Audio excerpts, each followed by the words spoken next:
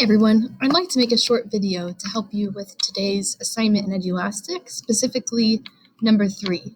So whenever you simplify an expression, the first thing you want to do is to get rid of parentheses by using the distributed property. Once you are done distributing, then you can remove the parentheses. Okay, so after that, you're going to want to combine like terms, such as any constants or any x terms or any x squared terms. And then third, write your answer from highest exponent to lowest exponent. So for example, x squared would come first, and then be x, and then any coefficients, for example, 2. So for part A, so distribute. So what's in front of the parentheses is actually not 5x. More specifically, it's this minus sign. So actually we have to, whenever we have a minus sign in front of a parentheses, we have to distribute it. So what that's going to look like is distribute it to the 6 and then distribute it to the negative x. So the 5x stays for now, and then we get minus 6, and then minus negative x. So that becomes minus negative, becomes plus a positive, so just plus x. Okay, step 2, combine like terms. We have 5x plus x makes 6x, so 6x minus 6. For part B, the first thing you want to do is distribute the 3 into the parentheses. So remember, though, to distribute it to both parts of the parentheses, the x and the negative 9. So it would be 3x minus 27, and then the minus 16 at the end.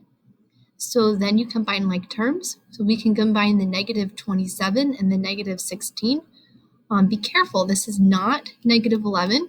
It's not positive 11. Since you have two negatives, they actually add together to make negative, a bigger negative number, negative 43.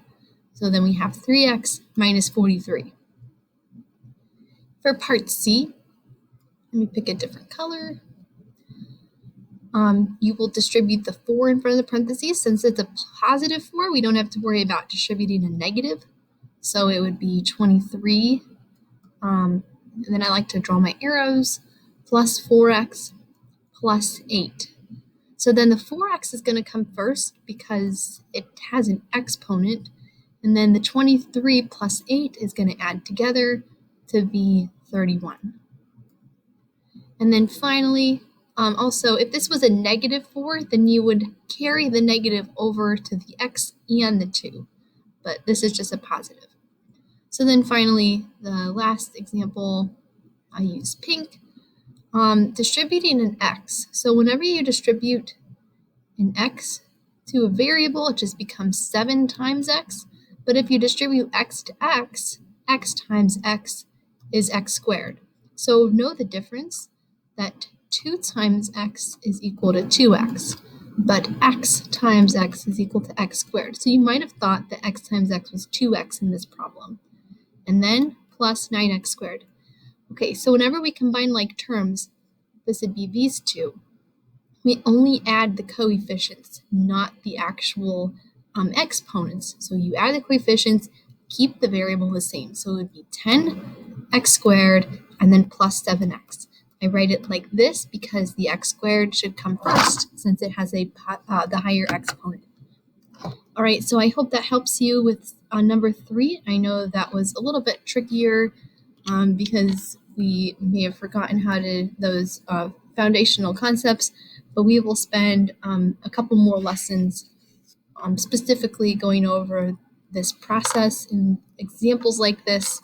So don't worry if you're still a little bit rocky about this right now.